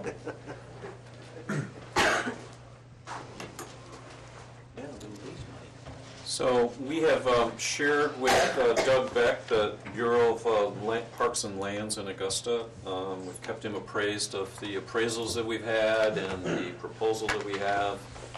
He seemed to agree that Hilltop made more sense than us trying to do the Learning Center, Sincock, and then another third parcel of land. The other thing we know for sure is that the Department of Education has said that they would pay to demolish the middle school, Teague Park Elementary School, and the Learning Resource Center. They will not pay to demolish Sincock School. So that would be a locally funded problem if the Sincock land is Just a quick question. If we chose not to demolish one of those, would they do Sincock School? You chose not to demolish. I'm sorry, I don't. One of those buildings? You have to. You have to. That's where Teague Park's going and the other. There's some other possibilities there, maybe? They would. The answer is no, because it wouldn't be part of the project. Okay. So they also I won't. figured that would happen. No, that's a good question. It's the same thing's true. They will not pay to demolish Hilltop Elementary School because we're not going to be locating the new school at Hilltop. So it's a good question. So what I've done is I've prepared a draft letter here to go to Doug Beck, and the RSU 39 has a draft letter. The school board, RSU 39 school board has already agreed to, I guess they voted. They voted to agree to do the land swap with the city of Caribou, and they're going to write a letter to the National Park Service, and we're here tonight to ask if the city council would be prepared to submit a draft letter supporting the land swap that we've talked to you about over the last couple of months. Now, to be clear, if we were to build at the high school, the state would not pay for any demolition. Is that the way I understand it? They would not pay, that's right, because you'd be building at the high school site. And if we build at Hilltop, they would only pay to demolish Hilltop. Is that That's right. correct? Okay. But do those buildings, if, I mean, you put the hypothetical out there, are they, could we get another use out of them? No? We could if we didn't have a whole bunch of empty buildings in town. Yeah, but we don't have those kind of buildings empty. That's all I'm saying. I guess part of my concern with this is, and I know the mayor touched base on it earlier in the evening, is that, and this is just my minuscule military mind working, is that, where's the backup plan if this part fails? You know, besides going back to square one and starting all over again. You know, it seems to me that we'd always want to have a contingency. If one fails, then we got something to roll right into and we're good to go. When you And say... I think I asked that earlier too, but. I'm sorry, if what fails? If the If straw this poll? project, no, I don't know a straw poll, but if it fails at the referendum, Yeah. You're done. Well, here's that's. The referendum is not for the location, see? The referendum is... I for know, but- everything. Everything. You The have one referendum is referendum. not for the location. The referendum So is there's for... no alternative if the referendum goes down the tubes. Well, here's the technical answer to that. The practical answer is, if it's defeated at referendum, you're finished. There is a technical, because I asked Department of Education this today, and they said technically, once you go to State Board of Education and get an approval, you have 6 months to have a positive vote. 6 months to have a positive vote. So in theory, you have to wait 30 or 60 days, depends on the municipality, after the State Board of Education before you can have the referendum. So let's say it's 60 days. You have the referendum 60 days after you get the State Board of Education approval, and it's defeated. You still have 4 months. What are you going to do in 4 months? You're not going to redesign the whole project. You can't do that. What you could do is take it back to the voters, but the voters have said no, so why would you take it back to the voters? I don't know of any project that was defeated at referendum where somebody was able to take it back in 3 or 4 months and get a different outcome. Yeah. So practically speaking, to your point. Thank you. I think probably what we're trying to get at here is, it seems to be that the Teague Park location has been cast in stone as far as the location. But who actually decided that, and is there a process to have the people actually vote or whatever on a location? What if, because not everybody's probably going to come out, you may have, That's right. you know, but if, say there are other people who want to go to Hilltop or go out to the high school, okay, and they think that's a better location, what is the process to arrive at the location if the Teague Park one isn't really what, say 50 or 60 or 70% of the people? I think the people that I've talked to, they like this location, okay? But there are other people who feel that maybe we should go out to the high school. So what's the how do we actually This is the you know what I... Yeah, I do, but what I'm telling you is this is the process. This is the process. We're doing the process. I mean, The last meeting that you folks had here, that was part of that process. Yes. I would think that if a group of people wanted someplace else, they show up at the straw poll, Right. and that's where it would be changed, in my mind. Okay, and maybe Exactly. That's yeah. why there's, 3 or 4 straw polls before the referendum? Right. I mean, this is a process. It's open. It's to the public. The public's encouraged to come. I mean, we have the same problem you do in terms of the public not always participating. We try to have public meetings. We try to share with them the information that's happening, and we do these straw polls specifically to ask the question. If indeed we were proposing to do it at the high school, you'd have the same problem. There Right, would be people that would say, "Oh no, I think that's a terrible idea. I think you should build it at Hill." Nothing we do will get 100% of the people behind it. Right, but I guess What what we're I'm trying to getting do at- is get a project here that we think has general support of the public, has general consensus. What I'm getting at is, do the people, and I don't think they do, but do they understand that they're going to these straw polls, and it's pretty much to say yes or no to this location? Am I correct? That's right. Okay.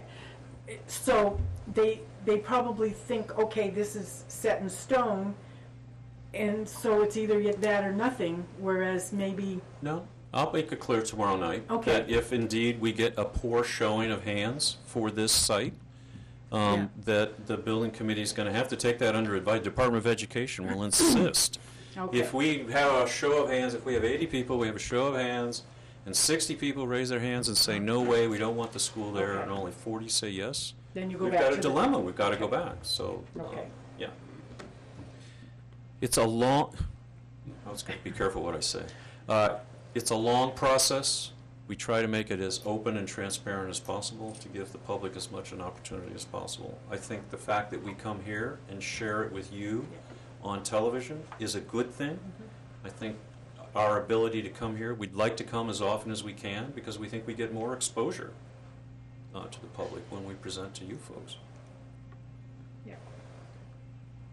So, the real reason I'm here is we'd like to formally request the council's support for trading the land, having Teague Park move across the street, and see if the council can. We don't really know exactly what land we're gonna get yet, though, do we, as far as Hilltop is concerned? It's gonna be some portion of that piece? Some portion of that piece. But, I never traded anything unless I knew what I was getting in this hand. I always know what I'm giving away in this one, but I kinda like to know what I'm getting in that one at the same time. yeah, well, there's a lot of land at Hilltop. I think there's more than enough land to We get it make all. up that difference. Who Is that part actually, of the trade? why do we Depends on want more appraisal. land? Yeah. Who actually owns the ball fields? School. RSU 39. So the city's gonna end up with 2 or 3 acres Behind. behind there or somewhere, and then RSU land again. I mean, that's the way it's gonna come out. That's the way it could come out. It Well, may has be to that the with- parcel, I can't speak for RSU 39. I don't know what they're thinking they're gonna do with the Hilltop land. Maybe that's where they're gonna put the new learning center and the superintendent's office. That building needs a lot of money to maintain it. It's expensive to operate. But maybe that's what they wanna do, or maybe their intention is to take that parcel and offer it back to the city. In RSUs, when a school is no longer used, then the RSU has to be able to offer it back to the local community. I don't think the RSU knows yet what they want to do with Hilltop. I would say formally, no, we've talked about the possibility of getting to 2 buildings, so it helps the taxpayer tremendously without having to go with 3 and maintain, and renovating the 3rd one, and then the heating cost again, and, we've looked at, the Learning Center technically will be the first building to be demolished, so the town can receive their new ball field and the tennis courts and the basketball course before the project begins. And we really don't know where we're gonna go. We're still kind of shaking through the sand with that to find out where do we put ourselves. There is some room at the tech center at the high school. There's a whole wing there that's gonna be available. That could be a possibility. I mean, if we have room in our schools, we really shouldn't have to renovate and make something at a bigger tax burden for the community either, so.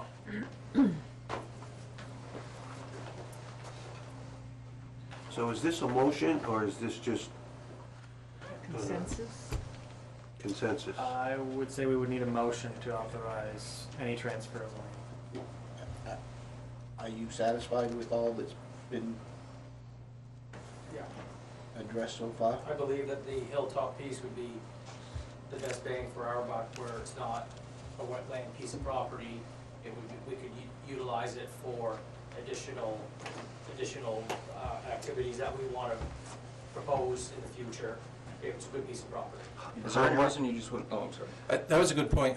Gary and I, that was about a month ago, we sat down and we really talked about not just giving wetlands to the town, because we'd have to even give more acres. And it's just, I wouldn't want to turn something over the town you couldn't use. I want to make sure. So when Gary and I sat down, the Sincock site we thought was a good one, and then the Hilltop was the second piece. So, but with the Sincock building sitting there and not being demolished yet, it's not the best thing for anybody to take on right now either. So. Go ahead. Now, would you want the front half or the back half? Well, the front half, we cannot utilize the front half, it can't be utilized as 6F property, because it's already open to public. It's already used as a recreational facility. The Little League fields cannot be transferred. I meant of the empty space behind. The back half. Yeah. Yeah. What about getting the playground instead? Well, I think that's something that's can't, because it's already used. It's as already public. But that's something that we're gonna have to talk with the RSU down the road, if they're gonna do something different with Hilltop. I would like to receive that park back for the citizens up in that neck of the woods. And we talked that over, Yeah. a month ago, we kind of went through this, Gary and I, so. But you have to keep in mind too, is if that property is going to be sold, you want to leave enough property for whomever wants to Correct. buy it to be able to do what they want to do. Correct, yep.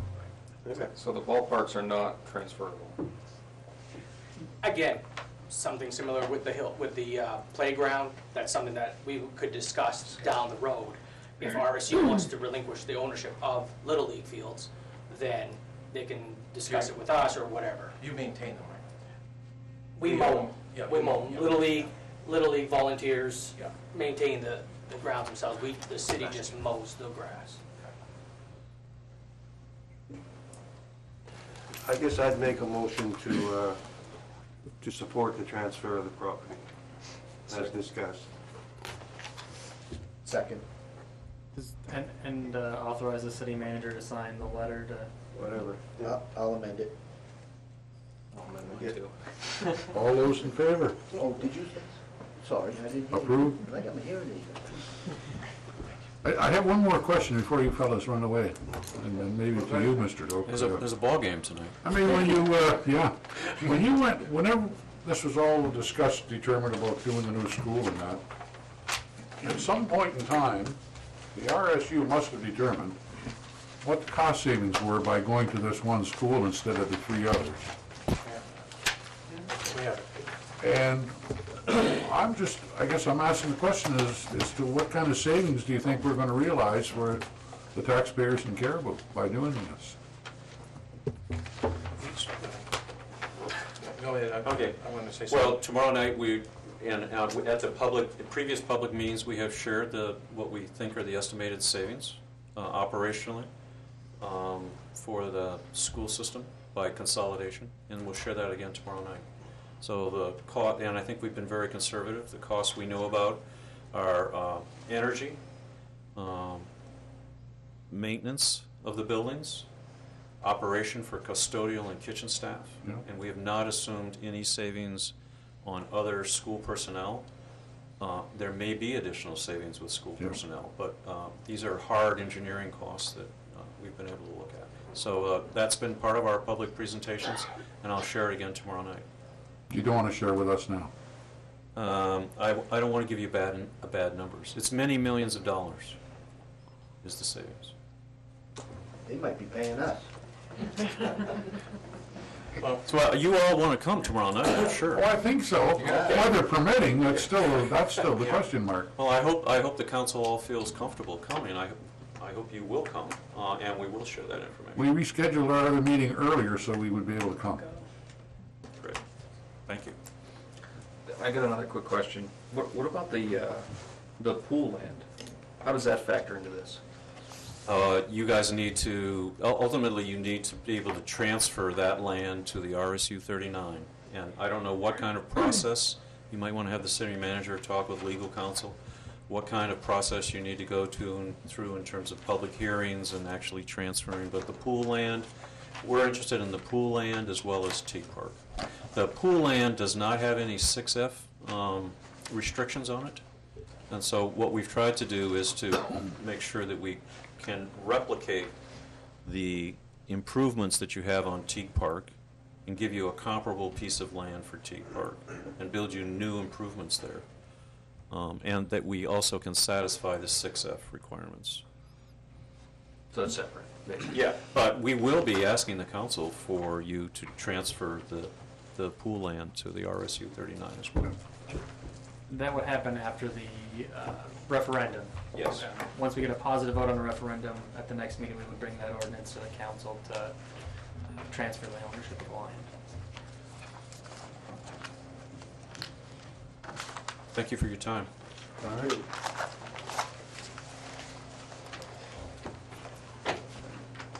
Other business? Counselor Martin? Yeah, I'd like to make a motion to suspend enforcement of the parking lot ordinance on, what's that parking lot called? Does it have a name? Well, the one we've been talking about all night. Hatch Drive parking. I second it. On just that one or all the parking lots? We probably should suspend them on everything right now, shouldn't we, until we get this Ironed out. ironed out? I don't know, have you had any complaints about the other one? No, but But you will. no, Stevens Street is a street, it's not a parking lot. I think there needs to be a difference between streets and parking lots, but if we're gonna do it for one parking lot, I think we wanna consider doing it for all parking lots. And the streets could probably stay the same, because, I mean, there's been a tour That they couldn't park there at night, overnight. That ordinance hasn't changed in Okay. years. So they don't park on that street overnight, Stevens Street? Counselor McDonough? I'd just like to bring this forward to the council. The business owners of those properties down there are responsible for parking per square footage in their buildings. It is not the city's responsibility to provide them with parking. Secondly, they have an apartment upstairs, and that should have been addressed when they put that in there, and I think there was an issue at the time because Mr. Cassidy was giving Levex a hard time. So we've just gone through this parking issue. We sat down with the chief of police, we sat down with the public works director, and we discussed that. The easiest place at the time when we discussed overnight parking was the Albert parking lot, that's no longer ours, so we had to take whatever space was there, and we moved it over to the north end parking lot, and even Mr. Willett said that that would be the easiest for him to maintain. So I just want everybody to understand that it's not just the parking here that's an issue. It's the owner's responsibility, or the business owner's responsibility, to provide off-street parking for their clients and their employees. It's not like we're building a brand new mall from No, I scratch. understand we're not building a new mall, Well, but they're here's- there, so You've gone from retail, all right, which in the past really wasn't much of a problem, it was in and out traffic. Now you've gone to a service industry. You had a change in use in the majority of those buildings down there, and we haven't kept up with the times. And now it's creating another problem. And we've just required one of those businesses to purchase parking lots to That's supply another, parking. that's another option for these people. Yeah, it is. Well, I think that was the point we've been trying to make all along, but it's not sinking in. And I think that there were some past practices that probably weren't adhered to 100% as they should have been, and I don't think you're seeing any of that coming out of the planning section of this administration. So I just want everybody to know that Yep. that's that. I think we're all aware that businesses are all required to supply their own parking, but Councilor McDougall? Did we supply notice to the town that we're gonna start issuing tickets? Sure. Yeah. Was it one or two, or what was it? It actually was in the It was in the paper, Couple I saw times. it, yeah. Yep. And the cars in the parking lots all received The parking lot we actually notices. hand-delivered, and the ones that we couldn't reach, we actually went and talked to the individuals themselves. No, but my point, I think, is if we're going to allow apartments, then, I mean, they should be able to park somewhere. That's within reasonable, I mean, come on. I can see their point in wanting that parking lot rather than the one up there. I think it's safer, I think that's the parking lot that it should be. And regardless of whether we're gonna say, well, buy it or whatever, right now, it's city-owned. I don't see a problem with letting them park there instead of up on the north end of the mall. I think that's the most logical, the safest solution to this. So is the motion to stop, what was the motion, Mr. Councilor Martin? Let these people park. Suspend the ticket. Suspend now. tickets? Pending the outcome of the Enforcement of public hearing. writing tickets. Well, until we find a more permanent solution. Yeah, we're gonna meet, we can meet. I mean, it might take 2 months, but Yeah. That's like suspending immigration until we find a more permanent solution. And we're only talking he's your about, man, not mine. Not we're only mine. talking about parking lots. Yes, not streets. The streets, I think, should still be, All right. It's Yeah. just parking lots, Need not that streets. clarification. because you No got, tickets at all, Right, Mike? okay. Well, I mean, it's So- really- well, you got a lot of We're not- the new all of them, businesses. so there's gonna be you know, overnight parking allowed. Speeding to All of them by the sound of it. Well, All what of do we- them, right? What do we have left for parking lots? That one and north and south, right? Right, those three. Okay, make it uniform. And then the street parking would still have the, because you need some street parking there on Sweden Street, especially with the new store moving in there and stuff. You're gonna need, Can we educate the public? Yeah, if, Stand up. In the same area? if we allow every parking lot to be fair game, then we're gonna have what we had in the beginning of the season for snow removal. One parks in this parking lot, which prevents the South Mall parking lot, prevented Dave from doing the job there. Getting the Then we whole have- thing cleaned out. Right, then we have 3 over at Hatch Drive parking lot and 2 over here. Be my recommendation that we would suspend it in one parking lot, Hatch. Well, I We think- will make notification to those people that that's where they could park if they didn't want to park at the North Mall parking lot. And maybe just along the building, not both sides of the parking lot. Whatever side you want, it doesn't matter. Well, it'll difference. probably change as the snow's cleared. Correct. I kind of thought that Every other maybe would be nice. we could suspend it for now until we meet and decide what we're gonna do with the ordinance, just for now, suspend And everything. just suspend Hatch. I would say The suspend. only problem with it is Wednesday night, there's gonna be a lot of snow. I'll amend my motion to Hatch only. Hatch, okay, That's where the problem is. Right. We can live with that. okay. All right. We have a motion by Second. Counselor Martin, and did you second? I didn't. I will. Oh, he, I'll amend it to second. Right over it, boys. All those in favor? Opposed? Counselor McDonough opposed.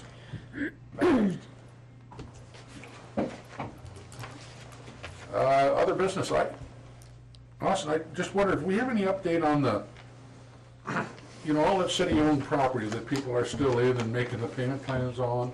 Is there any update on that? If any of them come in and tried to take care of that yet? I think they have till the end of the month, don't they? The ones we just tax acquired, I've not been informed that anybody's come in and paid, but I haven't specifically asked either.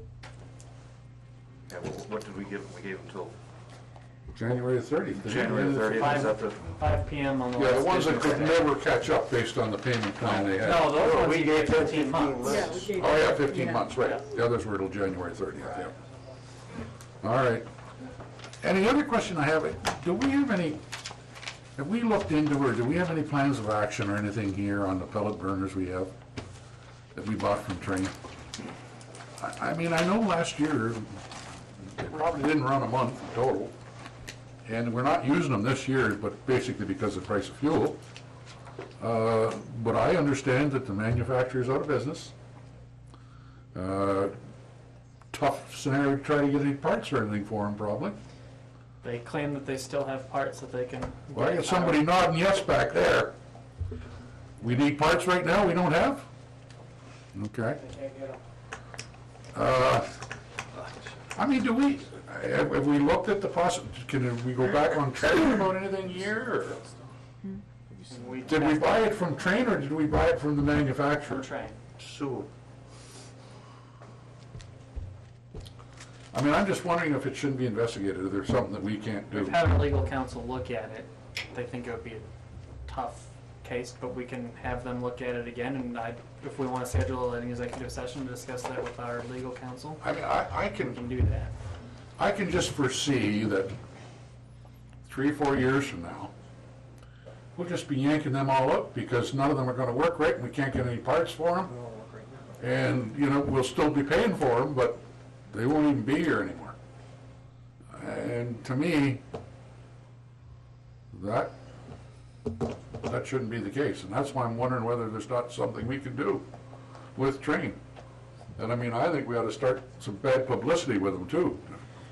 We want to go this route because, This might be a weird question, but the people that we're making payments to, is there any recourse if the city doesn't make their payments to this finance company? Is there they'll any- sue us. Is there any recourse back to Train? Sometimes there is, no? Not that I'm aware of.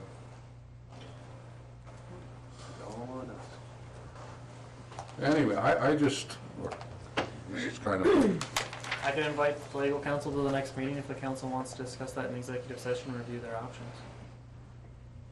Good idea. what does everybody think? Oh, I agree with you, at least. The least we do is let people out there know that if you're gonna deal with Train, this is what happened to us. Yeah. Do we want to talk to Mr. Solomon and see if there's any possibilities or what advice he's got? Well, can't he tell you what we have for options? Last time he told me it was gonna be tough. I'd rather have him come to the council and the council can ask him the questions. I think that would be best, that way we don't have this continuing conversation. All right. Anything else under other business?